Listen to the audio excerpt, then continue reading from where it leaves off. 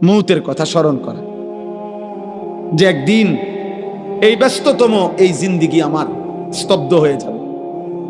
নবীজি সাল্লাল্লাহু আলাইহি সাল্লাম বলছে, আকসিরু যিকরা হাদিমিল লাযযাত, আমার উম্মত এই জিহ্বা যেটা আজকে তোমাকে হাজারো আইটেমের স্বাদ বলে দেয়, গরুর গোশতের আলাদা, খাসির গোশতের আলাদা, মুরগির গোশতের আলাদা, হরেক রকম মাছের স্বাদ আলাদা, একদিন সত্য সত্য এই জিহ্বা স্বাদ স্তব্ধ হয়ে যাবে।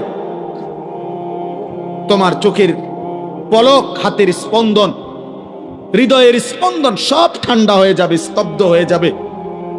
সেই মৃত্যুকে বেশি বেশি স্মরণ করো, যে মৃত্যু তোমার জিহ্বার স্বাদ বন্ধ করে দিবে, যে মৃত্যু তোমার চোখের পলক নিভায়ে দিবে, যে মৃত্যু তোমার হৃদয়ের স্পন্দন স্তব্ধ করে দিবে। আল্লাহ নবী সাল্লাল্লাহু আলাইহি ওয়াসাল্লাম বলছেন। তো এখানে মহান আল্লাহ পাক রব্বুল আলামিন বলছে, বান্দা তোমার মনে থাকে আর না থাকে, তুমি গুরুত্ব দাও আর খামখেয়ালি করো, তুমি আনুগত্য করো আর নাফরমানি করো, মনে রাখো বান্দা, যে অবস্থাতেই থাকো না কেন, একটি নির্দিষ্ট সময়ে সত্য সত্য মৃত্যু যন্ত্রণা তোমার চলে আসবে। প্রত্যেক মানুষের, আমার ভাই আমি দেরি করব না, অল্প সময় তর্জমা বলতে বেশিক্ষণ লাগবে না, এই মূল কথাটা বুঝাইতে চাই। শুনুন, প্রত্যেক মানুষ মনে রাখতে হবে, এক নাম্বার তো আমরা মৃত্যুবরণ করব, দুই নাম্বার হলো মৃত্যুর পূর্ব মুহূর্তে, মৃত্যুর পূর্বক্ষণে ইমানদার হোক আর নাফরমান হোক, নবী হোক আর রসুল হোক, আর শ্রেষ্ঠ কাফের হোক, মুশরিক হোক, প্রত্যেককেই সাকরাতুল মউত, মৃত্যুর যন্ত্রণা ভোগ করতে হবে। ওয়াজাআত সাকরাতুল মউত, সমস্ত মাখলুকের মৃত্যুর পূর্ব মুহূর্তে মৃত্যুর যন্ত্রণা হয়, এটাকে সাকরাতুল মউত বলে, সাকরাতুল মউত বলে। তিনি নবী হন, তাকেও সাকরাতুল মউত, মৃত্যুর যন্ত্রণা ভোগ করতে হবে। আবার সে নাফরমান, পাপী, কাফের, মুশরিক হোক, তাকেও মৃত্যুর যন্ত্রণা ভোগ করতে হবে। কিন্তু পার্থক্য হইল, একজন মুমিন, একজন মুত্তাকি, একজন ইমানদারের মৃত্যু যন্ত্রণা যখন শুরু হয়, তখন সে খুশিতে আনন্দে আরো উৎফুল্ল হয়ে যায়, যে হ্যাঁ, আমার মালিকের সাথে, আমার বন্ধুর সাথে মোলাকাতের সময় হয়ে গেছে। আল মাউতু জাসরুন ইউসিলুল হাবিব ইলাল হাবিব। ইমাম কুরতুবী রাহমাতুল্লাহ আলাইহি তার কিতাব আত-তাযকিরা ফি আহওয়ালিল মাউতা ওয়া উমুরিল আখিরা কিতাবে লিখছেন, মৃত্যু হলো একটা পোল, একটা ব্রিজ, একটা সাঁকো, যেই সাঁকো, যেই ব্রিজের এই পারে মুমিন মুত্তাকি, ওই পারে মহান আল্লাহ, এপারের মুমিনের বন্ধু, ওই পারে যিনি দাঁড়িয়ে আল্লাহ, ওই পারের যিনি আল্লাহ, এপারে তার বন্ধু মুমিন। এই ব্রিজটাই শুধু পার হওয়া বাকি, এই ব্রিজটা অতিক্রম করলেই এপারের বন্ধু ওই পারের বন্ধু মালিকের সাথে মিলবে। ইউসিলুল হাবিব ইলাল হাবিব, হাবিব হাবিবের সাথে, বন্ধু বন্ধুর সাথে মিলিত হবে। আল্লাহ রসুল সাল্লাল্লাহু আলাইহি সাল্লাম বলেন, ইমাম কুরতুবী রাহমাতুল্লাহ আলাইহি বলেন, আর সেই পোলটাই হলো মৃত্যু। মুমিন মরবে তো তার বন্ধু মালিকের সাথে সম্পর্ক হয়েছে, সম্পর্ক হয়েছে।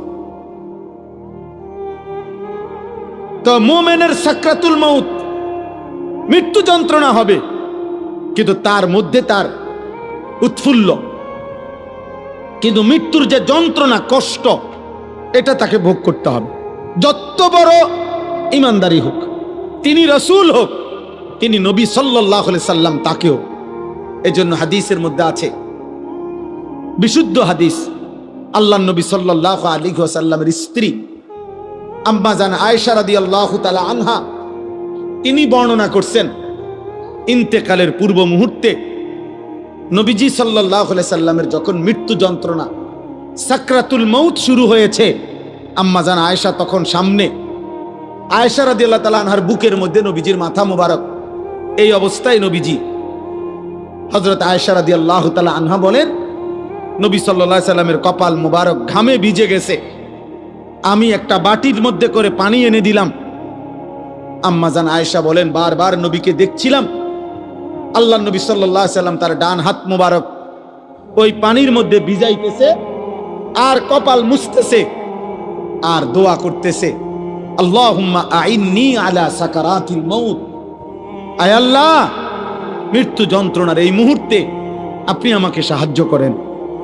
আল্লাহুম্মা হাফফিন আলাইয়া সাকারাতিল মাউত, আল্লাহ আমার মৃত্যু যন্ত্রণা সহজ করে দেন। এরপরে বলছেন, লা ইলাহা ইল্লাল্লাহ, আল্লাহ আপনি ছাড়া কোনো ইলাহ নাই, ইন্না লিল মাউতে সাকারাত, হায় মৃত্যুর বড় ভারী যন্ত্রণা। এই কথা বারবার বলতেছেন,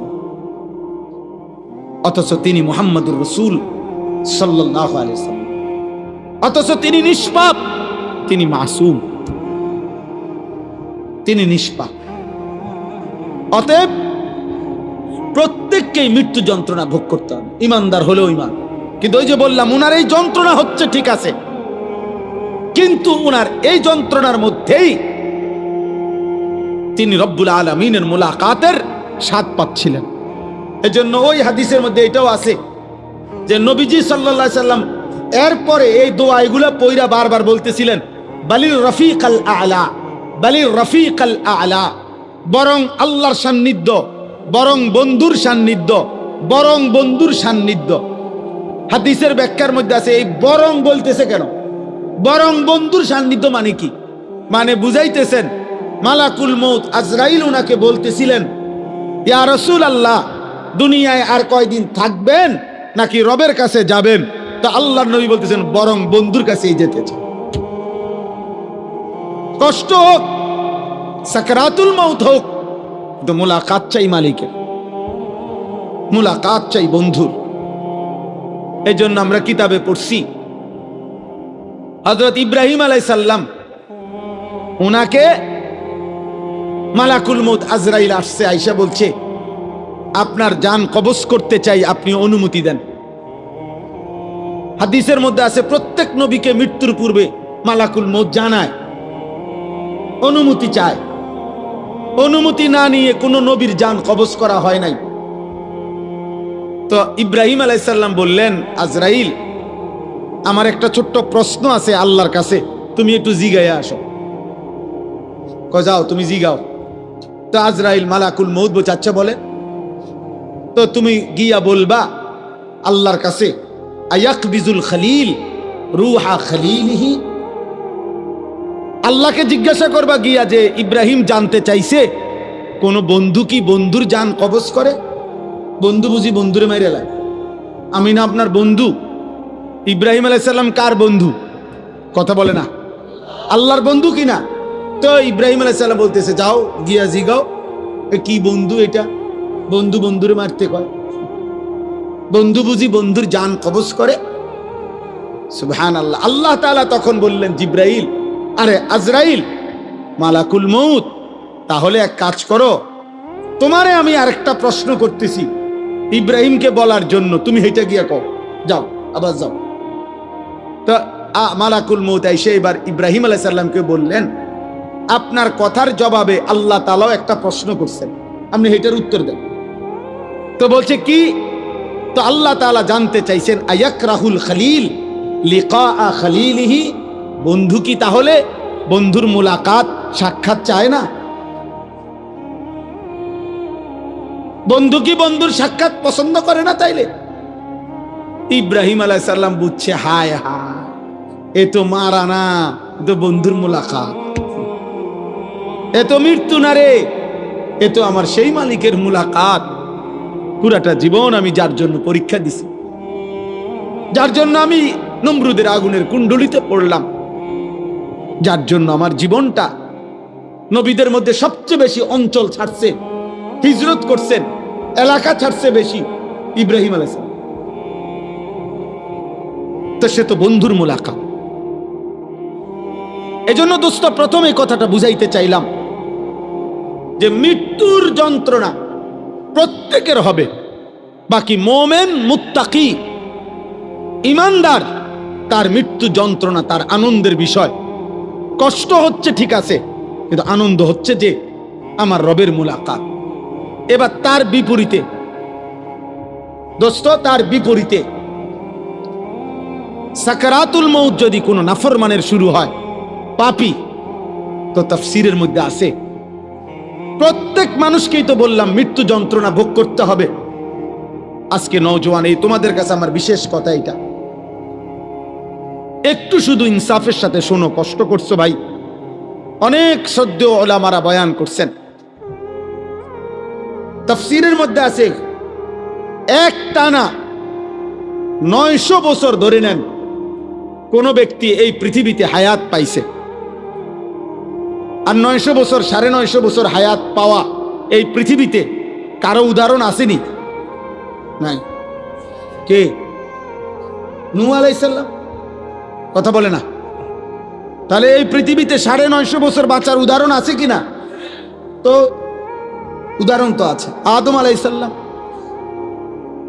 তাহলে এই জন্য বললাম, কেউ যদি 900 বছর একটানা পৃথিবীতে হায়াত পায়, দোস্ত মনোযোগ দিয়ে কথাটা শোনো, কিন্তু এই 900 বছর সে আল্লাহর নাফরমানি করছে, কিন্তু 1 সেকেন্ডের জন্য 900 বছরে দুনিয়ার হায়াতে কোনোদিন কোনো দুঃখ, কষ্ট, যন্ত্রণা, বেদনা পায় নাই, একটা সুইয়ের আঘাত লাগে নাই, একটা কাঁটার আঘাত লাগে নাই, সে হাসি খুশি আনন্দ ফুর্তি এই মৌজ করে এই জীবনটা চলছে। নাচ গান, নারী, ছবি, জিনা, ব্যভিচার, মদ, জুয়া, চুরি, ডাকাতি, সুদ, ঘুষ, বেহায়াপনা, বেলেল্লাপনা, যা মন চায় তাই করছে, কিন্তু কোনোদিন কষ্ট পায় নাই। ধরে নাও, মানে ধরে নিচ্ছি যে কোনোদিন এর কারণে সে দুনিয়ার হায়াতে কোনোদিন 1 সেকেন্ডের ব্যথা পায় নাই, কোনো কষ্ট হয় নাই। খোদার কসম তাফসীরে লিখছে, এই 900 বছরের নাফরমান জীবনে যে কোনোদিন কোনো দুঃখ দেখে নাই, মৃত্যুর যন্ত্রণা তার যখন শুরু হবে, সাকরাতুল মউত, আল্লাহর কসম বাপ, 1 সেকেন্ডের মৃত্যু যন্ত্রণা, খোদার কসম এই ছেলেরা তারে 900 বছরের সুখ আর আনন্দ 1 সেকেন্ডে ভুলায়।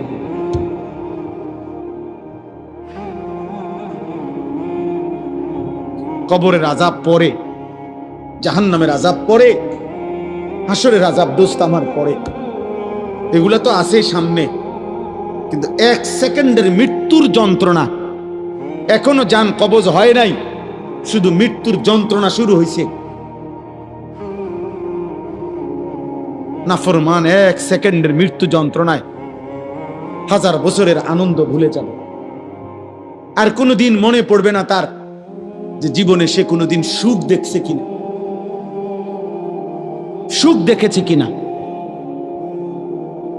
কাল্লা ইযা বালাগাতিত তারাকি ওয়া কিলা মান রাক ওয়া যান্না আন্নাহুল ফিরাক ওয়ালতাফাতিস সাকু বিস-সাক ইলা রাব্বিকা ইয়াওমা ইদিনিল মাসাক। আল্লাহ বলে নাফরমানের জান কবজের সময় মালাকুল মউত আজরাইল কলিজার থেকে তার রূহটা টান দিয়া ছিঁড়ে ফেলবে, আর ছিঁড়ে ফেললেই কণ্ঠনালীর কাছে আইসা, তারাকি মানে লো কণ্ঠনালীতে আইসা বিধে যাবে, রূহটা আটকাইয়া যাবে। এরপরে খোদার কসম তাফসীরের মধ্যে লিখছে, নাফরমানের জান রূহু মালাকুল মউত আজরাইল টাইনা হেসরাইয়া, কোন কাবাব, কোন শিকের মধ্যে যদি গোশত লাগানো থাকে, সেখান থেকে যদি শেষ গোশতের অংশগুলো টাইনা টাইনা সিরা সিরা বাহির করে, কোন গরম কিছুর মধ্যে যদি তুলা লাগে তো তুলা যদি টাইনা টাইনা বের করে, কোন ব্যান্ডেজ থেকে যদি তুলা ছিঁড়ে ছিঁড়ে বের করে, আল্লাহর কসম নবী বলছে উম্মত মালাকুল মউত আজরাইল নাফরমানের রূহটা শরীর থেকে এইভাবে টাইনা টাইনা ছিঁড়া ছিঁড়া বাইর করবে। ফালাউলা ইযা বালাগাতিল হুলকুম ওয়া আনতুম হিনাইযিন তানদুরুন ওয়া নাহনু আকরাবু ইলাইহি মিনকুম ওয়ালাকিন লা তুবসিরুন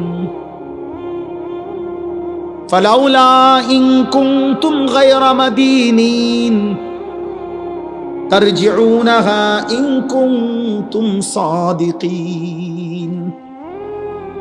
আল্লাহ বলে নাফরমানের কণ্ঠনালীতে যখন তার রূহ উঠাইসা আটকাইয়া যাবে, চারিপাশের আত্মীয় স্বজন তখন দেখতে থাকবে। আল্লাহ বলেন আমিও তো দেখতেছি, আমিও তো সামনেই আছি। আল্লাহ তখন চ্যালেঞ্জ করে বললেন, হে নাফরমান পাপী, তোর আত্মীয় স্বজনকে বলো না এই মুহূর্তে তোমারে মালাকুল মউত আজরাইল থেকে ফিরাইয়া রাখতে।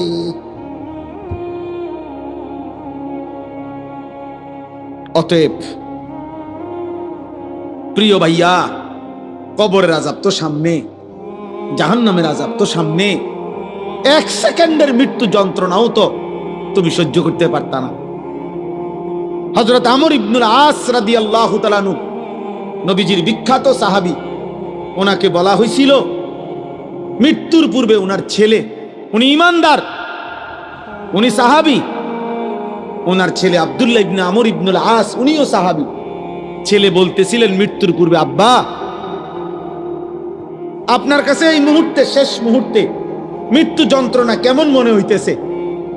প্রিয় ভাই শোনো, হযরত আমর ইবনুল আস বলছেন, ইয়া বুনাইয়া কাআন্না জিবালাদ দুনিয়া আলা সাদরি ওয়া কাআন্নি আতানাফাসু মিন সাকবিল ইবরা। এই কিতাব আমার কাছে গাড়িতে আছে। ওয়া জাআত সাকরাতুল মাউত বিল হক, এটাই কিতাবের নাম। আমার কাছে একটা আরবি কিতাব আছে, এই কিতাবের নামে এটা, এই কিতাবে লিখছে। হযরত আমর ইবনে আস বলে, পুত, এই বাপ সন্তানকে বলছে, বাবা রে, আমার মনে হচ্ছে কাআন্না জিবালাদ দুনিয়া, দুনিয়ার সমস্ত পাহাড়গুলো আমার বুকে চাপ দিয়ে রাখছে। কাআন্না জিবালাদ দুনিয়া আলা সাদরি, মৃত্যু যন্ত্রণা আমার মনে হচ্ছে দুনিয়ার পাহাড়গুলো আমার বুকে চাপ দিয়ে রাখছে রে ফুট। ওয়া কাআন্নি আতানাফাসু মিন সাকবিল ইবরা, আর আমি যেন এই পাহাড় চাপা অবস্থায় আমি যেন সুইয়ের ছিদ্র দিয়া, সাকবিল ইবরা, সুইয়ের ছিদ্র দিয়ে আমি যেন একটু নিঃশ্বাস নিতেছি। আমার ছেলেরা, আমার কিশোর, আমার নওজোয়ান, আমার 16 বছরের সন্তান, এত অল্প বয়সে তুমি এত গুনাহ, এত নাফরমানি কেমনে করছো বাপ? তুমি কেমনে সহ্য করবে আব্বা? আমার 16 বছরের সন্তান আছে। আমার প্রথম সন্তানের বয়স 16 বছর বরাবর। এই জন্য 16 বছর বয়সী ছেলে তুমি আমার সন্তান। তার চাইতে একটু বয়স্ক, একটু বেশি যাদের বয়স 18, 20, 22, 25, প্রিয় সন্তান, তুমি আমার ছোট ভাই। তুমি বলো, গত 365 দিনে তোমরা কোনদিন যারা ফজরের নামাজ পড়ো নাই, আমার সন্তান, কেমনে তুমি মৃত্যুর এই যন্ত্রণা সহ্য করো? বলো।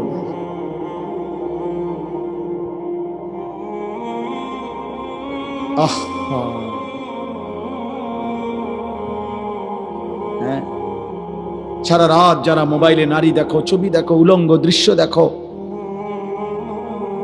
এত নারী, এত ছবি, এত জিনা, এত বেবিচার, এত অসভ্যতা, নিজের হাত যারা নিজের লজ্জাস্থানে গুনাহের কাজে ব্যবহার করছো, কি করছো বাপ? আমি যে এর চাইতে বেশি আর বলতে পারছি না। আমি যদি একলা পাইতাম যুবক, তোমারে আমি একলা আরো অনেক কিছু বলতাম। আমার উস্তাদ বসা, মুরব্বী বসা, ওলামা বসা, বয়স্ক বসা, আমার জিন্দিগির ফিকির এটা, আমার রাত দিনের মেহনত এটা, মানে কিশোর নওজোয়ান ফিরবে। বলো ভাইয়া, তোমরা কি হিসাবে? অগণিত ছেলের চেহারা দেখলেই বোঝা যায় বাপ, আজকের সারা দিনে যারা এক ওয়াক্ত নামাজ পড়ো নাই, হায় মুসলমানের সন্তান, কেমনে পারলা? তুমি কি মরবা না? তুমি কি কবরে যাইবা না বাপ? এই পৃথিবীর কত রাজা বাদশাহ কবরে চলে গেছে, তুমি কি কোনোদিন কবরস্থান দেখো নাই? তুমি কারো জানাজা পড়ো নাই? তুমি কি কোনো মানুষের লাশ দেখো নাই? আমি 5 দিন আগে আমার জ্যাঠার সাথে কথা বলে আসছি, বাড়িতে খোঁজ খবর নিছি। 5 দিন পরে আমার জ্যাঠা মারা গেছে। আমি জ্যাঠার দিকে তাকাইয়া বাড়িতে গিয়া দেখছি আমার এই সেই মানুষটা যার সাথে আমি কথা বলছি, উনি নাই, চুপ হয়ে গেছে, হাত নড়ে না, পাও নড়ে না। আমি জানাজা পড়াইছি আমার জ্যাঠার, তো জানাজার আগে আমি আমার জ্যাঠার কবরটা খালি, তখন কবরে রাখে নাই। আমি কবরের দিকে তাকাইয়া অনেকক্ষণ 8-10 মিনিট হইব, আমার বাবার কবরের পাশে আমার জ্যাঠার কবর। আমার আব্বা আগে ইন্তেকাল করছে। আমার জ্যাঠার কবরের দিকে তাকাইয়া অনেকক্ষণ খালি কবরের দিকে তাকাইয়া ছিলাম। তাকাইয়া আমার মনে হইল কবর যেন আমারে ডাক দিয়ে বলছে, আনিস, আমার কাছ থেকে 1 মুঠ মাটি দিছিলাম আমি তোমার জ্যাঠারে বানাইবার জন্য, আজ আমার মাটি আমি ফেরত নিলাম।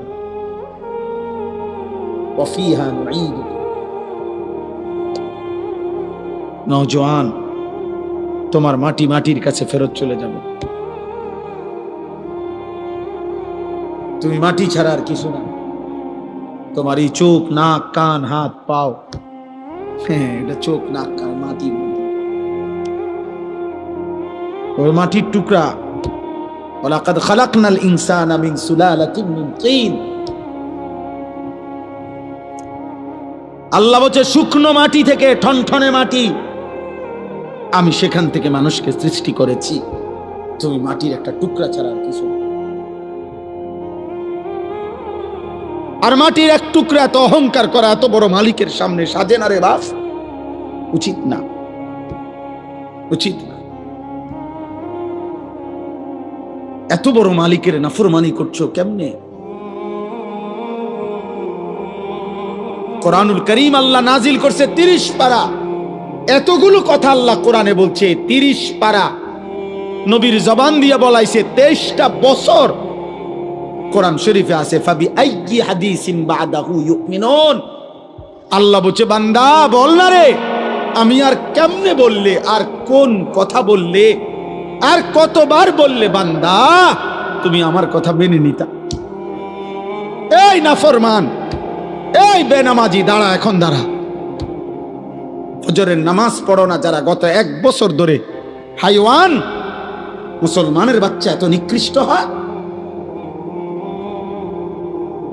তোর কোনো মা নাই, তোর কোনো বাপ নাই বেটা, তোর কোনো আল্লাহ নাই, তোর কোনো নবী নাই, তোর কোনো ধর্ম নাই। নাফরমান। জীবন মানে হুদা ভাত, জিন্দিগি মানে শুধু ভাত, জীবন মানে শুধু ঘুম, জীবন মানে শুধু পেশাব পায়খানা, জীবন মানে শুধু লজ্জাস্থানের চাহিদা পূরণ। এগুলো তো কুত্তারও পূরণ হয়। এই নাফরমান, খানা তো কুত্তাও খায়, ঘুম তো কুত্তাও যায়, পেশাব পায়খানা তো কুত্তারও হয়, লজ্জাস্থানের চাহিদা তো কুকুরও পূরণ করে। কুকুরের বাচ্চা হয় না? কথা বলে না। কুত্তার বাচ্চা হয়নি তো কুকুরের বাচ্চা হয়, মানেই তো তার চাহিদা পূরণ না হইলে বাচ্চা হয় কেমনে? তো তুমি এটা কি ভাবছো বাপ? 1 ওয়াক্ত নামাজও পড়তা না, কেমনে বাঁচবা?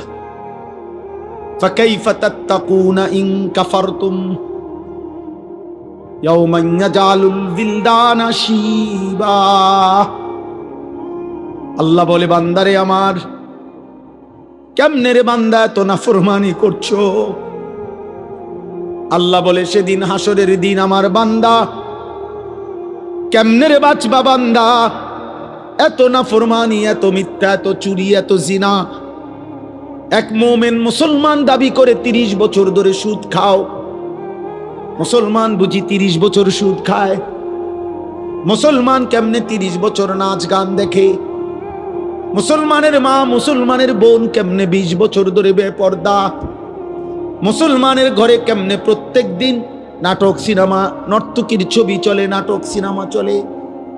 আল্লাহ বলেন, আমার বান্দা এই যে দিন রাত নাফরমানি করছো, ফাকাইফা তাত্তাকুন, ওই হাসরের দিন কেমনে বাঁচবা বান্দা, যেই দিনের একদিনেই দুঃখ কষ্ট আর পেরেশানি আর যন্ত্রণায় একদিনেই দুধের বাচ্চা কোলের বাচ্চা বুড়া হয়ে যাবে। ইয়াউমান ইয়াজালুল বিলদানা শিবা, একদিনে ইয়াউমান, কয়দিনে? একদিনে বাচ্চা বুড়া হয়ে যাবে, একদিনেই কালো চুল সাদা হয়ে যাবে।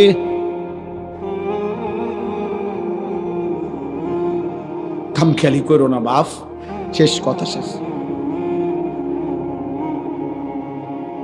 তুমি আল্লাহর বেষ্টনীতে আছো, আমিও। আমাদের জন্য আল্লাহ তাআলার ইন্তজাম করা আছে। তুমি আল্লাহর এই ইন্তজামের বাইরে যাইতে পারতা না। আল্লাহর বেষ্টনীর ভিতরে থাইকেই মৃত্যুর যন্ত্রণা আসবে। এই কথাটাই আল্লাহ এখানে বলছে। এবার দেখেন তরজমা শুনেন, তা শেষ কথা। আমার ভাই, আমি বলে গেলাম, আমার সন্তান, আমার ছেলেরা, আমার বাবারা, আমার ভাইরা, আমি বলে গেলাম স্পষ্ট, দয়া করে মরণকে স্মরণ করো, ভুলে যেও না। তুমি ভুলে গেলেও মরে যাবা। বলে আমার মনে ছিল না, মনে না থাকলেও মৃত্যু হবে, হবে। কথা বলে না, বলো না ছেলেরা, বলো। তুই মরে যাবে বাপ। এই মোবাইল থাইকা যাবে, ফেসবুক থাইকা যাবে, এগুলো হারায় যাবে। তোমার চোখের ওই নারীও হারায় যাবে, হয়তো কোনোদিন আর মনেও পড়বে না কারো কথা, কিন্তু গুনাহগুলো সাথে নিয়া তোমার হাসরের ময়দানে দাঁড়াইতে হবে। এই পাপগুলো নিয়েই তোমাকে দাঁড়াইতে হবে। এই জন্য আমি কিশোর নওজোয়ানের পরিবর্তনের খুব প্রত্যাশিত। আমার এক ছোট্ট জিন্দিগি প্রয়োজন, আমি দিয়ে দিলাম। কিন্তু আমার একটা আশা, মুসলমানের নওজোয়ান তোমরা ইনশাআল্লাহ ফিরলে, তোমরা যদি ফজর নামাজ পড়ো, এতগুলো ছেলে ইনশাআল্লাহ কদর কসম ইসরায়েলের কুত্তাদের কলজা সুদ্ধা নড়ে উঠবে ইনশাআল্লাহ। সেজদাবিহীন বিজয় আসবে না বন্ধু। স্লোগান দিলে হবে না, শুধু স্লোগান দিলে। স্লোগান আমিও দিতাম, জানি। আমি ছাত্র জীবনে স্লোগানে সেরা ছিলাম। ঢাকা চৌধুরীপাড়া যখন পড়তাম দাওড়ার কাম থেকে গিয়া, তখন স্লোগানে সেরা ছিলাম। হুজুররা আমারে স্লোগানের জন্য নিত, পুরে লেতাম পারু স্লোগান দিয়া। আলহামদুলিল্লাহ। আমার বড় ভাই, আমার মনে আছে, বড় ভাই আনি চল স্লোগান, আর চলেন ভাই, পুরে এলাম কোনান দিয়ে উড়াইতে। 2-4 ঘন্টাও মিছিল করতে পারতাম, একটা না, কোনো বিশ্রাম ছিল না। স্লোগান দিয়ে হবে না দোস্ত, শুধু কলিজার খুন, কপালের এই সেজদা মালিককে দিতে হবে। ভাইয়া, আরো 100 বছর চেষ্টা করেও কাফের বেঈমানদের সমপরিমাণ অস্ত্র, কাফের বেঈমানদের সমপরিমাণ ক্ষমতা, দুনিয়াবি আসবাব আমাদের হবে না। আমাদের বিজয় আমাদের ওই রবের কাছে। আমাদের উপরে যিনি, তিনি আমাদের জন্য যথেষ্ট। আমরা যদি যথাযথ চোখের পানি দিতে পারি, আমরা যদি চোখের পানি ফেলতে পারি, সেজদা দিতে পারি, ইনশাআল্লাহ বিজয় আসবে। গাজাবাসী সন্তান খুব কষ্ট পাইতেছে বাপ। আজকেও পত্রিকা আসছে, সব পত্রিকা। গতকালকে বৃহস্পতিবার গাজার প্রায় 4.5 লক্ষ মানুষ, তারা আবার শেষবারের মতো ইসরায়েলের বেঈমান কুত্তারা বলছে, গাজাবাসীরে মাইকিং করে শুনাই দিছে, তোমাদেরকে পলায়নের জায়গা ছেড়ে দেওয়ার শেষ সুযোগ দেওয়া হলো, এরপরে আর বাঁচতে দেওয়া হবে না। ছোট ছোট মাসুম বাচ্চা নিয়ে মহিলারা খালি পায়ে, আজকের পত্রিকা তো আসছে যে এরা হাঁটতেছে, ওরা জানে না ওরা কোথায় যাবে, ওরা জানে না। 12 কিলোমিটার পায়ে হাইটা একটা বাচ্চা একটা রুটির জন্য হাত পাইতা অনেক কষ্টে যখন একটা রুটি নিছে, রুটি নিয়ে যখন ফেরত আসছে, এই কিছুদিন আগে পত্রিকা আসছে 12 কিলোমিটার পায়ে হাইটা রুটিটা নিছিল। এই রুটি নিয়ে যখন ফিরে আসছে, গাজার ওই ছেলেকে গুলি করার পরে বুলেটের আঘাতে রুটি হাতে মাসুম সন্তানের কলিজাটা ঝাঁঝরা হয়ে গেছে। ও আর রুটি খাইতে পারেনি।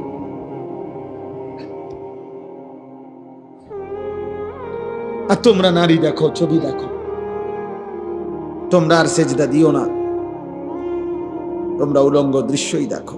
তোমাদের আর মোবাইলের নেশাই গেল না, তোমাদের চুলের ফ্যাশনই শেষ হইল না, তোমরা তোমাদের বন্ধুদের আড্ডাই শেষ। তোমরা মনে করছো ইবলিস শয়তান তোমাগরে বলছে তোমাদের বিপদ হবে। বিপদ শুধু ফিলিস্তিনের, বিপদ শুধু রোহিঙ্গাদের, আমগো কিচ্ছু হইতো না। আমরা সবাই জোনায়েত বাগদাদি, আমরা বাইজিদ বসরি। আমাদের মানচিত্রে ওলামায়ে কেরামকেও বলি, আমাদের মানচিত্র বাংলাদেশের আরেকবার তাকাই দেখেন, আজকে দেখেন আমাদের মানচিত্রে পার্বত্য চট্টগ্রাম সহ কক্সবাজারের এই সাইড, এটা আলগা এরকম। এটা যদি এমনি একটা কেচি দিয়া শুধু কাটে, এটা এমনি ফরে যাবে। কেচি দিয়া কাটলে যেরকম আলাদা হয়ে যাবে, আমাদের পার্বত্য চট্টগ্রামকে যেই কোনো মুহূর্তে কাইটা ফেলা, আলাদা করে দেওয়া। এই যে কয়েকদিন টানা খাগড়াছড়িতে রক্তের বন্যা বইতেছে বাংলাদেশে, বাংলাদেশ কোন কারফিউ, আর্মি, সেনাবাহিনী কিছু দিয়ে পারতেছে না তামাই, বুঝছেন? কোন বিবেকবান উত্তরবঙ্গের খবর নিয়েন।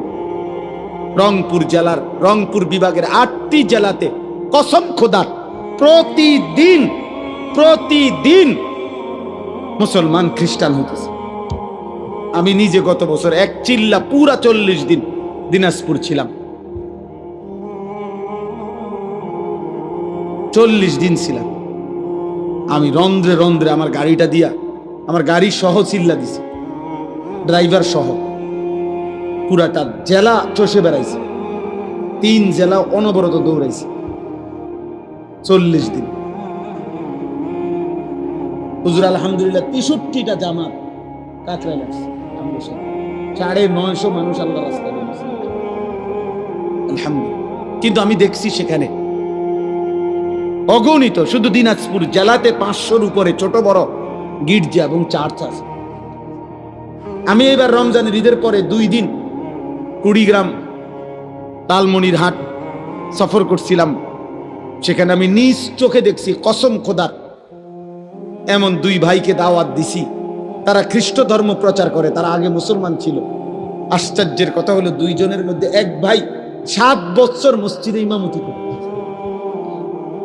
এই কোরআন হাতে বললাম, ও খ্রিস্টান, ও এখন খ্রিস্ট ধর্ম প্রচার করে। আমার নওজোয়ান আলেম, তাগড়া জওয়ান আলেম যারা, যুবকের কোনো রাত নাই, যুবকের কোনো দিন নাই। যুবক ইচ্ছা করে যদি কদ্দুর মেহনত বিশ্রাম নেয় তো বিশ্রাম নিল, নয়তো যুবকের কোনো রাত হয় না। যুবক চাইলে সারা রাতও মেহনত করতে পারে, যুবক পাই চাইলে সারা রাতও মেহনত করতে পারে। এই জন্য নওজোয়ান আলেম যারা আছেন, আজকের এই মুবারক মাহফিলে আপনাদেরকে বলি, আপনারা আরেকটু ফিকির করেন এই ছেলেদের জন্য, কিশোরদের জন্য, নওজোয়ানদের জন্য, ওদেরকে ফেরাবার। যে যে যে দূর বললে হয়, কেউ বললে 10,000 হবে, আরেকজনে আসলে 1,000 হবে, আমনে বললে একজনও তো শুনবে, অসুবিধা কথা বোঝেন না? আপনি একজন রেকর্ড না, আমি কইলে শুনবো কেরা, অমুক বক্তা আনতেইব না, একের সব বক্তা আনতেইব না, না সব বক্তা হইতে জরুরি না, আল্লাহর কথা বলতে হবে, এটা জরুরি। উম্মতকে ফিরাইতে হবে, এটা জরুরি। এই ছেলেদের দরকার, এরা যদি না ফিরে, এরা যদি সেজদা না দেয়, এরা যদি ফিরে না আসে, তাহলে আগামীর মাহদির পক্ষে লড়বে কে? দাজ্জালের বিরুদ্ধে লড়বে কে? বুড়ারা, 90 বছরের বুড়া চাচা যারা, কি যুবক বলো, নওজোয়ান, মাহাদির পক্ষে লড়বে বুড়ারা না? কে লড়বে বলো, কে লড়বে? আমি বলো, আমি লড়বো ইনশাআল্লাহ, ইনশাআল্লাহ। ফজরের সেজদা দাও, আমি ওয়াদা দিলাম ইনশাআল্লাহ ফজরের সেজদা দিলে হয় তুমি, নয়তো তোমার বংশধর মাহাদির পক্ষে লড়বে ইনশাআল্লাহ। এটা হাদিসের বর্ণনা। ফজরের মুসল্লিরা মাহাদি এবং ঈসার সাথে সর্বশেষ দাজ্জালের বিরুদ্ধে শেষ লড়াই করবে যারা, এবং শেষ ইহুদিদের শেষ ব্যক্তিটাকে পাথরের আড়াল থেকে, গাছের আড়াল থেকেও টাইনা বাইর করে হত্যা করবে যারা, এই শেষ বাহিনী হলো ফজরের মুসল্লি। এটা কিতাবের কথা, আমার কাছে কিতাব আছে। ফজরের মুসল্লি যারা মাহাদির সৈনিক তারা। এই জন্য আজকে এই রাত গভীরে নিয়ত করো যে ফজরের নামাজ পড়বো ইনশাআল্লাহ। আমার জিন্দিগির একটা মেহনত, ফজর ক্যাম্পেইন। আমি এটা কাজ করি সারা বাংলাদেশে, জায়গায় জায়গায়। আমার অনেক ছেলে আছে যারা ফজর ক্যাম্পেইনের কাজ করে, মানে ফজরের নামাজের প্রচারণ। এইটাই মেহনত, এইটাই সংগঠন, এইটাই একটা দল। দলের মাকসাদ কি? ফজরের নামাজে মুসল্লি বৃদ্ধির আন্দোলন। এটা আমার শায়েখ দিছেন, আমারে বলছেন। আমার শায়েখ আল্লামা মুফতি মুশতাকুর নবী কাসিম হুজুর আমার এই জিম্মাদারি, যে মাওলানা এটা করবেন, কোনো ফিডাফিডি নাই, ঝগড়া নাই, ফজরের জন্য ডাকবেন। আমরা ইনশাআল্লাহ নওজোয়ান তোমাদেরকে বলল, একজন ছেলে সিদ্ধান্ত নিবা যে আমি ফজর পড়বো, আমার একজন বন্ধুকে ফজরের জন্য ডাকবো ইনশাআল্লাহ। 2 জন হইলে 4 জন হবে, 4 জন হইলে 8 জন হবে ইনশাআল্লাহ। হইতে পারে না ইনশাআল্লাহ? হইতে পারে ইনশাআল্লাহ। ফজরের নামাজে বিজয় আছে।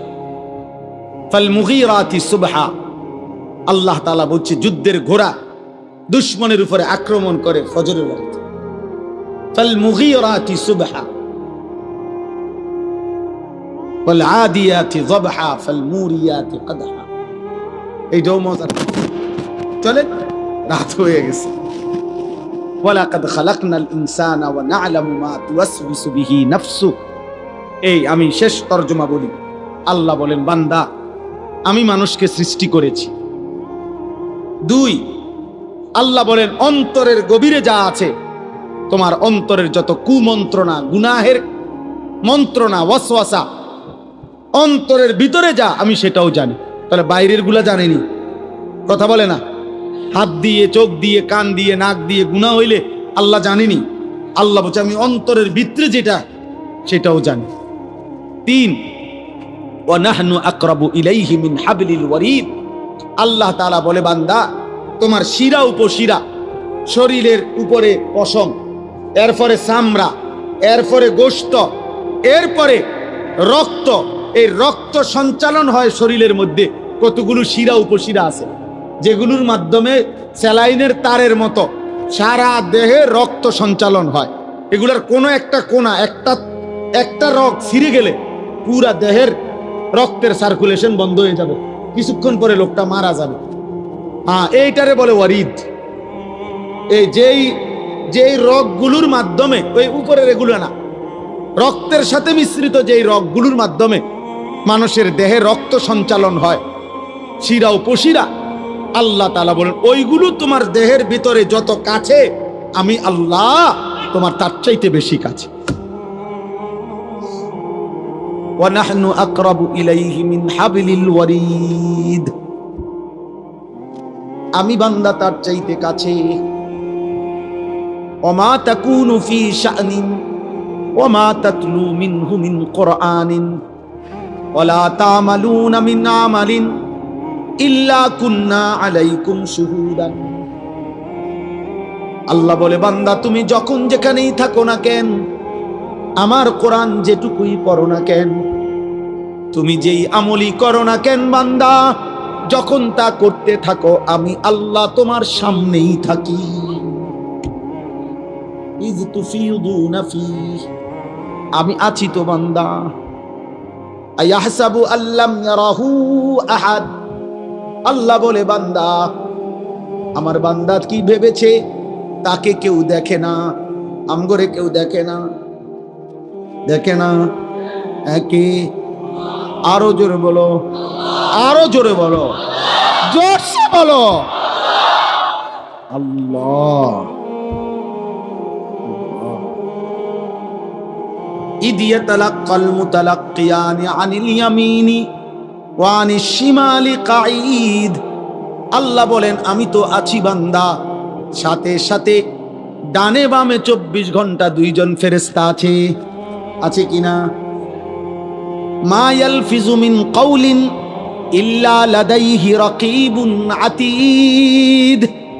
আল্লাহ বলেন এর অতিরিক্ত তোমার জবান দিয়ে, এই দুই ঠোঁটের মাঝখান দিয়ে যা কিছু উচ্চারণ হয়, ভালো কিংবা মন্দ, দরকারি কিংবা বেদরকারি, জিকির কিংবা গালি, ভালো কিংবা মন্দ যাই বের হয়, আরেকজন সদা তৎপর চৌকান্না ফেরেশতা তোমার কথা এবং জবানের উচ্চারণগুলো লিখছে। এই 5টা আল্লাহ বলেন আমি তোমাকে বানিয়েছি, আমি তোমার অন্তরের ভিতরেরটাও জানি, আমি তোমার ভিতরের রগ ও রেশারও কাছে, আমি আল্লাহর 2জন ফেরেশতা ডানে বামে আছে, আমি আল্লাহর আরেকজন ফেরেশতা তোমার জবানের উচ্চারণ লেখে। এই বেষ্টনীর মধ্যে অবস্থায় ওয়াজাআত সাকরাতুল মাউতি বিল হক, একদিন সত্য সত্য তোমার মৃত্যু যন্ত্রণা চলে আসবে, কামে লাগাইলেও আসবে, নষ্ট করলেও আসবে।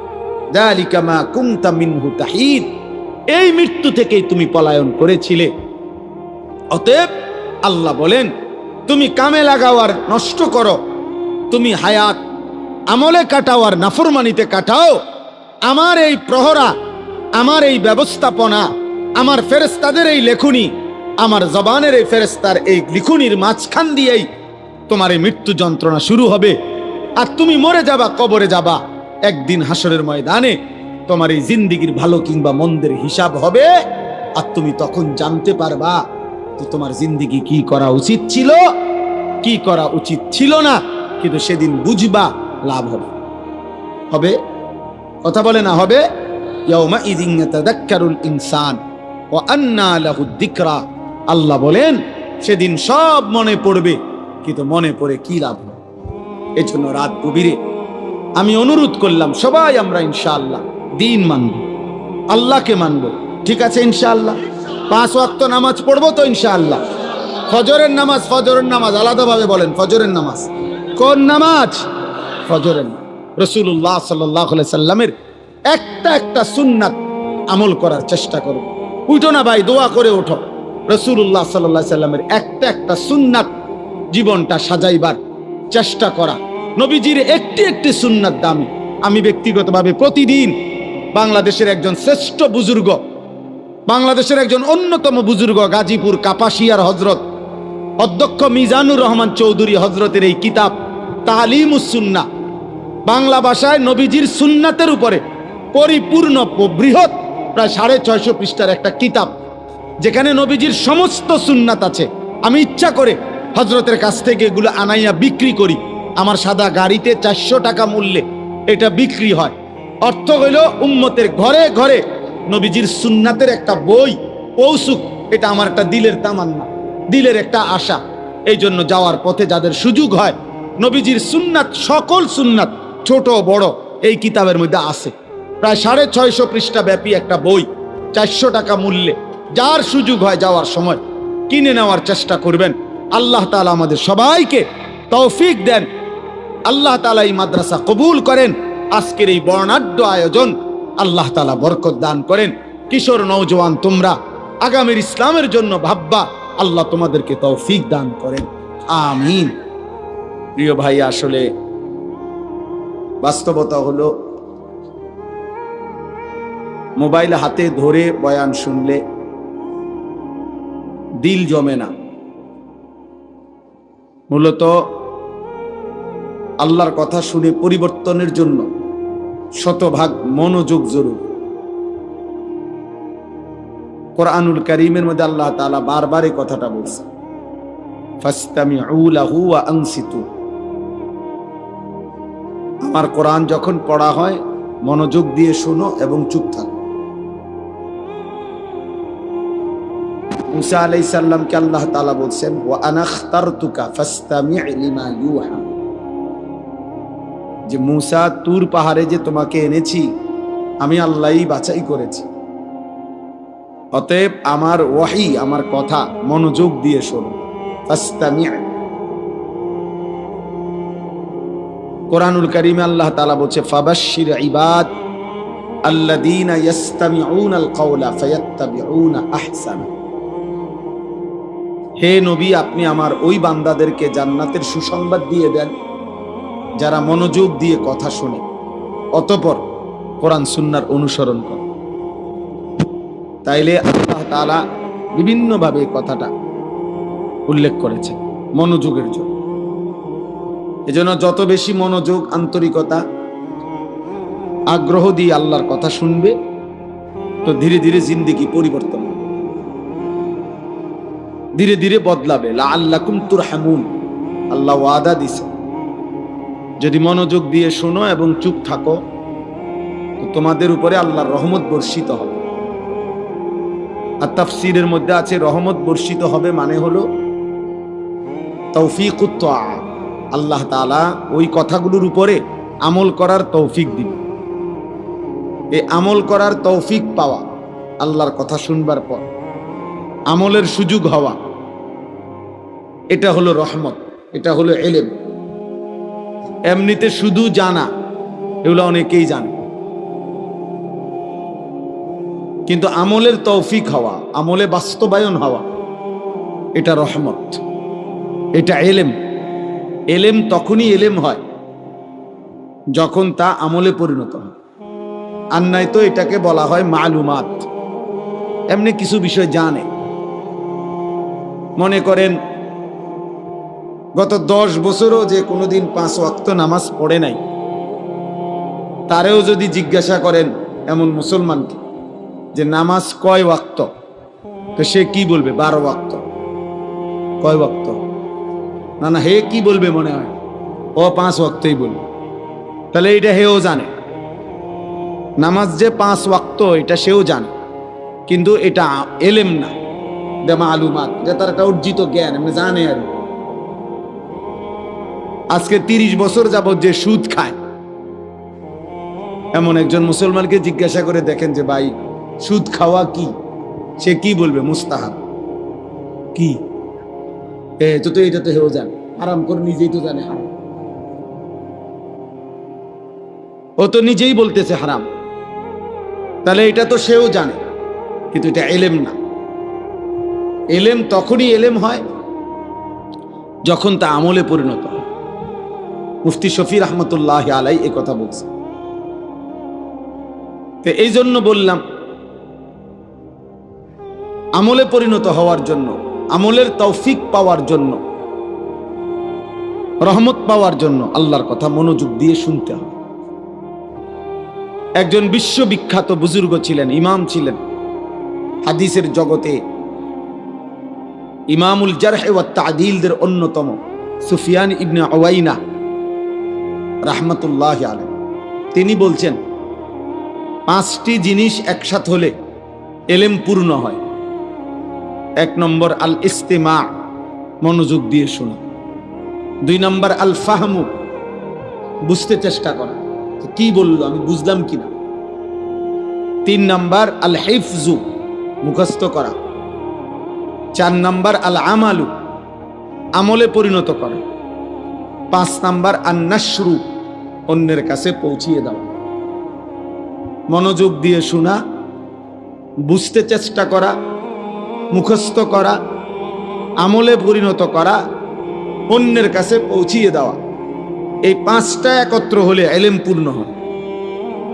অনেক তালেব ইলম ভাই আছে, তোমাদের জন্য বলল। এই জন্য আমি এই বিষয়টা কঠোরভাবে বলতে চাই। মোবাইল হাতে ধরে রাখলে দিল বসে না, মনোযোগ আসে না। যে এটা ধরে রাখে সারাক্ষণ তার অন্তরে এই মোবাইলের কথাই মনে পড়ে, সারাক্ষণ দিলের মধ্যে এটাই আসা যাওয়া করে। এই জন্য একবার আগায়, একবার ফিচ্ছায়, একবার ডাইন দিকে নেয়, বাম দিকে নেয়, ছোট করে, বড় করে, এ বিভিন্ন রকমের সদর বদর করে।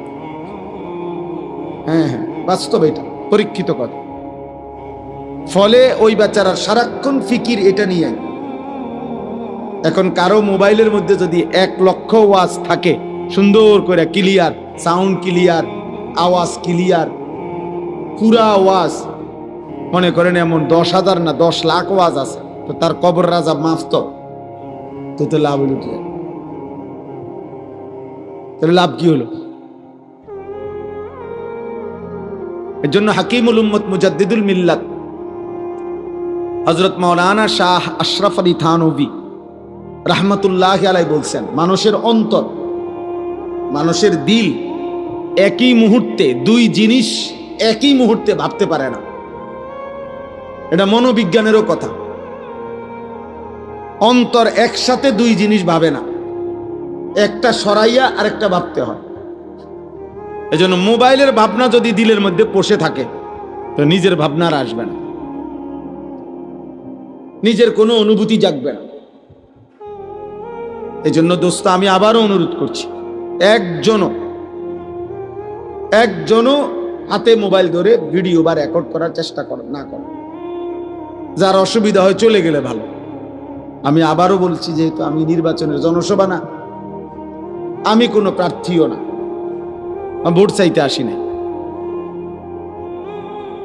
আসছি এখানে সব আমার মুরব্বী ওলামায়ে কেরাম, আমার উস্তাদ বসা।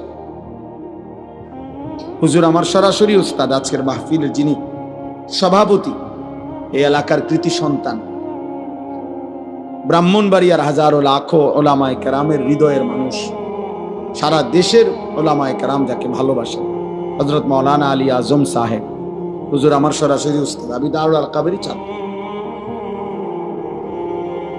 তাইলে এই জন্য মুরব্বীদের সামনে শুধু বলা সামান্য কিছু কথা, শতভাগ মনোযোগ জরুরি। আজকের রাত না, সব সময়।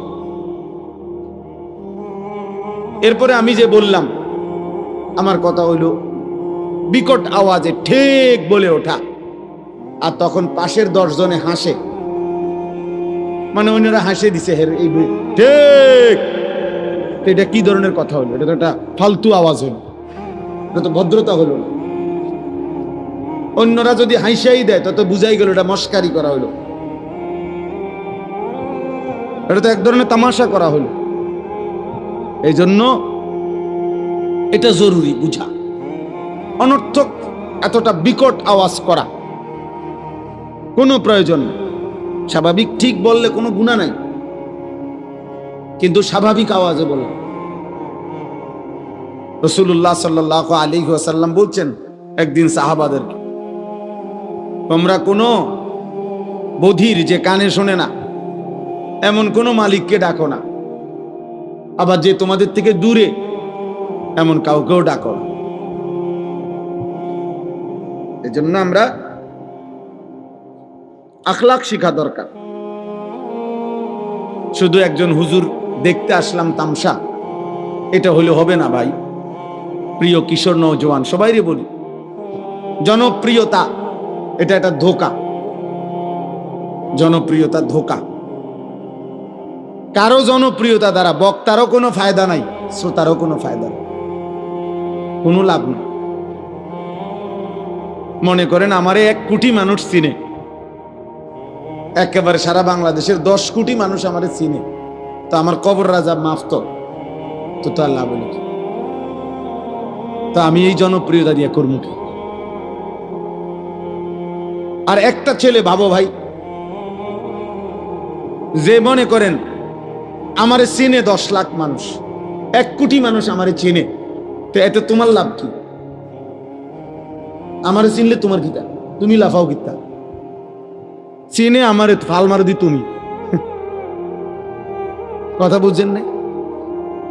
মানুষের চিনে তো আমারে না, তো তোমার কিতা? তুমি এরকম লাভ মারো কা, দৌড় মারো কেন? তাইলে আমার জনপ্রিয়তা দিয়া তোমার লাভ কি? কথা বলে না। আমার জনপ্রিয়, আমারে চিনলে তোমার লাভ কি? আমারে না চিনলে তোমার সমস্যা কি? আমি তোমার ভাত খাই? এই জন্য না আমার কোনো ফায়দা আছে না আপনাদের কোনো ফায়দা আছে, উভয়ের জন্যই বক্তা শ্রোতা উভয়ের জন্যই খোদার কসম ঈমান আমলের মধ্যেই ফায়দা। উসিকুম ওয়া ইয়া, যুগ যুগ ধরে বুজুর্গানে দ্বীন বলতেন, আল্লাহর কথা বলে বলতেন যে হে আল্লাহর বান্দারা, আপনাদেরকেও বলছি নিজেকেও বলছি। তাহলে কোরআনুল কারীমের সমস্ত কথার, আজকের সমস্ত ওয়াজের মুখাতাব সম্বোধন বক্তার জন্য শ্রোতার জন্য। মানে যে কথাগুলো আপনাদেরকে আমল করতে বলা হয়, তো এগুলোর থেকে আমরা মুক্ত নাকি আমরা বাদ? কথা বলে না, আমরা বাদ। বেশি বয়ে আবার প্রয়োজনীয় কথাটাও না কই, না কইতাম না, কথাই কইতাম না, এত ভালো আবার ভালো না। মানে প্রয়োজনীয় কথা বললেন, ঠিক আছে ইনশাআল্লাহ। তাইলে বুঝাইলাম আমরা উভয়ই মুখাতাব। আমাদের কোরআন যিনি বলতেছেন তাকেও সম্বোধন করে বলা হচ্ছে, যিনি শুনতেছেন তাকেও সম্বোধন করা হচ্ছে। কোরআনুল কারীমের মধ্যে আছে আল্লাহ তাআলা নবীজিকে বলছেন সাল্লাল্লাহু আলাইহি সাল্লাম, ফাকাতিল ফি সাবিলিল্লাহ লা তুকাল্লাফু ইল্লা নাফসাক ওয়া হাররিদিল মুমিনিন। সূরা নিসার আয়াত। সাংঘাতিক কথা এটা। আল্লাহ তাআলা আমাদের নবীকে বলছেন সরাসরি, বন্ধু আল্লাহর পথে যুদ্ধ করতে গিয়ে যদি আপনার সাথে একজনও না থাকে, কেউ নাই, আপনি একাই তবু আল্লাহর পথে যুদ্ধ করেন। ফাকাতিল ওয়াহিদ মুযাক্কার হাজির, লা তুকাল্লাফু ইল্লা নাফসাক। কারো কোনো ব্যাপারে যদি জবাব আপনি নাও দেন, কিন্তু আপনি নিজের বিষয়ে মুকাল্লাফ, আপনাকে আপনার ঈমান আমলের ব্যাপারে কিন্তু জবাব দিতে হবে। লা তুকাল্লাফু ইল্লা নাফসাকা, শেষ পর্যন্ত একা হলেও আপনি মুকাল্লাফ। আপনার নবীজি সাল্লাল্লাহু আলাইহি সাল্লাম একটি যুদ্ধে, হুনাইনের যুদ্ধে 12,000 সাহাবী নবীজির সাথে ছিলেন। যুদ্ধের প্রথম আক্রমণে, মানে অনেক ঘটনা, আমি শুধু মূল কথাটা বলতেছি। যুদ্ধের প্রথম কাফেরদের প্রথম আক্রমণেই শুরুতেই 12,000 সাহাবী নবীজিকে ছেড়ে যুদ্ধের ময়দানে ছত্রভঙ্গ হয়ে গেছে। কিন্তু আল্লাহর নবী সাল্লাল্লাহু আলাইহি ওয়াসাল্লাম একা সেই যুদ্ধের দিন ময়দানে আপন জায়গায় মজবুতির সাথে দাঁড়িয়েছেন।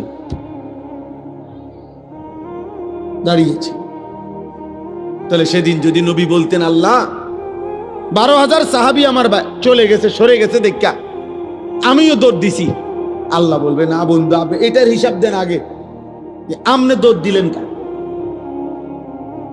আবু বকর, ওমর, ওসমান, আলী, হ্যাঁ করে আমি আলাদা জিগামু, তারার বিচার আমি তারটা করবো, কিন্তু আপনি দৌড় দিছেন কেন? আমাদের কি সমস্যা? হ্যাঁ, তাহলে রাসূলুল্লাহ সাল্লাল্লাহু আলাইহি সাল্লামও আল্লাহর কালাম, আল্লাহর বিধানের মুকাল্লাফ। আল্লাহ তাআলার প্রত্যেকটি কথা যা তিনি উম্মতের কাছে পৌঁছাইছেন তা উনার নিজের জন্য, তা উনার নিজের জন্য। উনি নিজেও তার শতভাগ আমল করেছেন। মা উরিদু আন উখালিফাকুম মা আনহাকুম আনহু। নবীরা বলতেন যে বিষয় থেকে তোমাদেরকে আমরা নিষেধ করি, উদ্দেশ্য আমাদের এই নয় আমরা তা করব না। গুনাহ তোমাদের জন্য গুনাহ, গুনাহ আমার জন্য গুনাহ, আমল তোমাদের জন্য আমার জন্য। এজন্য প্রিয় ভাই, বাবা, তালেবে ইলম, সবার জন্য আমার কথা, আমরা সবাই মিলে আল্লাহর কথার মুহতাজ, মুখাপেক্ষী। এজন্য বুজুর্গরা বলতেন উসিকুম ওয়া ইয়া, আপনাদেরকেও বলছি নিজেকেও বলছি। পাকিস্তানের বিশ্ববিখ্যাত বুজুর্গ ছিলেন, পাকিস্তানের একসময় মুফতি আজম ছিলেন হযরত মাওলানা মুফতি রশিদ আহমদ লুধিয়ানভি রাহমাতুল্লাহি আলাইহি, বিশ্ববিখ্যাত ফতুয়ার কিতাব আহসানুল ফতুয়ার লেখক। অনেক বড় বুজুর্গ আলেম ছিলেন, মুজাহিদ ছিলেন। মুফতি রশিদ আহমদ লুধিয়ানভী রাহমাতুল্লাহ আলাইহির বয়ানের মধ্যে আমি পড়ছি খুতবাতুর রশিদ, ওইখানে লিখছে যে হযরত বলেন যে কথাগুলো আপনাদেরকে বলছি, উসিকুম ওয়া ইয়ায়া, আপনাদেরকেও আমাকেও, হযরত বলেন নাহুর কায়দার কারণে উসিকুমের কুম আগে বলতে হইছে, ওয়া ইয়ায়াকে পরে বলতে হইছে, গ্রামারের কারণে। কারণ নয়তো এটা উচ্চারণ করতে গিয়ে নিজের কথাটা আগে বলতাম, এরপরে বলতাম আপনাদের কথা। এই জন্য বাপ, আমি অল্প একটু সময় সামান্য কিছু কথা আরজ করতে চাই। আলহামদুলিল্লাহ, আমাদের মাথার তাজ যারা, তারা আজকের এই মাহফিলে বয়ান করছেন। খতিব আজম মুনাজিরে জামান আল্লামা নুরুল ইসলাম অলিপুরি দামাত বারাকাতুহুম যেই মজমায় বয়ান করছেন, এরপরে আমগো মতো আঙ্গাল কাঙ্গাল ওইখানে বয়ান করা মানায় না। ছোট্টবেলার থেকে ছাত্র জীবন, তালেবে ইলমের পুরাটা জীবন, যতদিন ছাত্র ছিলাম সবচেয়ে বেশি আকাঙ্ক্ষা করতাম যে অলিপুরি সাহেব হুজুরের একটা বয়ান শুনবার জন্য। আমি হুজুরকে নিজে বলছি যে হুজুর আজকে কত বছর বয়ান করে? ওই যে কমপক্ষে 52 বছর বয়ানই করে। বয়স কত, শুরু করছে কখন? সুবহানাল্লাহ। আজ থেকে 50 বছর আগেও মনে হয় যেই আওয়াজ, যেই শব্দ, যেই বিশ্লেষণ, 50 বছর পরেও একই শব্দ, একই উচ্চারণ, একই বিশ্লেষণ, অলিপুরি অলিপুরি। আমি এই জন্য প্রায় বলি আল্লামা নুরুল ইসলাম অলিপুরি দামাত বারাকাতুহুম তিনি একটা ব্র্যান্ড, মানে এই নামটাই একটা ব্র্যান্ড। হযরত যা বলেন তা কখনোই অগোছালো হয় না, কখনোই অগোছালো হয় না। হযরত যা বলেন তা শেষ পর্যন্ত, শেষ মিনিটে এসে দেখলে দেখা যায় উনি শুরুর থেকে যেখানে যেখানে কথা ছিটাইছিলেন সবগুলো মণি মুক্তার মতো, মালার মতো আবার মিলাইয়া দেন। এটা আমি উনার মধ্যেই একমাত্র দেখছি। আমার জীবনেও আমি বহু বক্তার ওয়াজ শুনছি, কিন্তু হয়তো উনার 2 কথা 3 কথা ছুটে যায়, কথার তালে উনি হয়তো এখান থেকে এটা প্রসঙ্গটাই বাদ দিয়ে লাইছে। কিন্তু হুজুরের সব কথা শুরুর থেকে মনে হয় উনি বাংলাদেশ, ভারত, চীন, জাপান, ইরান, তুরান জায়গায় গেছে গা, এগুলা কেমনে হুজুরে গোলাই আনবো যে ঠিক এই শেষের 10 মিনিট কেউ মনোযোগ দিয়ে শুনলে বুঝে যে হযরত সব কথারে একসাথ করে ফেলছে।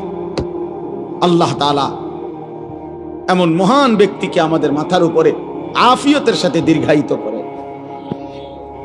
আমার পরম শ্রদ্ধেয় উস্তাদ, ছোট্টবেলায় যার হাতে আমরা বড় হইছি, পড়ালেখা করছি, আজকে যিনি সারা বাংলাদেশের মুরব্বী, সারা বাংলাদেশের লক্ষ লক্ষ কোটি কোটি মুসলমান উলামা, তাদের অভিভাবক, হেফাজতে ইসলাম বাংলাদেশের সংগ্রামী মহাসচিব, দুর্বল অসুস্থ অবস্থায়ও যেন যিনি বজ্র কণ্ঠে উম্মতের পক্ষ হয়ে দুশ্মনের বিরুদ্ধে, বাতিলের বিরুদ্ধে যিনি কথা বলেন, আমাদের সেই পরম শ্রদ্ধেয় উস্তাদ আল্লামা শায়েখ সাজিদুর রহমান দামাত বারাকাতুহুমুল আলিয়া হযরত এসেছেন। আরো শ্রদ্ধেয় অনেক উলামায়ে কেরাম কথা বলছেন। তাইলে আমি শুধু একটা প্রসঙ্গ অল্প একটু প্রিয় নওজোয়ান ভাই বাবারা সবাইকে স্মরণ করায়, আমাকে সহ মনে করাইতে চাই। এই উদ্দেশ্যে আমি কোরআনুল কারীমের 26 নম্বর পারা, কোরআনুল কারীমের 50 নম্বর সূরা, সূরা কাফ, এই সূরা কাফ, এই সূরার 7টি আয়াত 16 নম্বর থেকে 22 নম্বর, এই 7টি আয়াত তেলাওয়াত করেছি। এগুলোর তরজমা আপনাদের সামনে সংক্ষেপে শুনাইতেছে। এই 7টি আয়াতের মূল বক্তব্য হলো একটা কথা বোঝানো, এখানে মূল আলোচ্য বিষয় একটা জিনিস পেশ করা, সেটা হলো সাকরাতুল মউত। এখানে একটা শব্দ আছে, ওয়াজাআত সাকরাতুল মাউত বিল হক, এই সাকরাতুল মাউত বিল হক এই কথাটা বুঝানোর জন্য আল্লাহ তাআলা আগে পিছে আরো কিছু কথা বলছেন।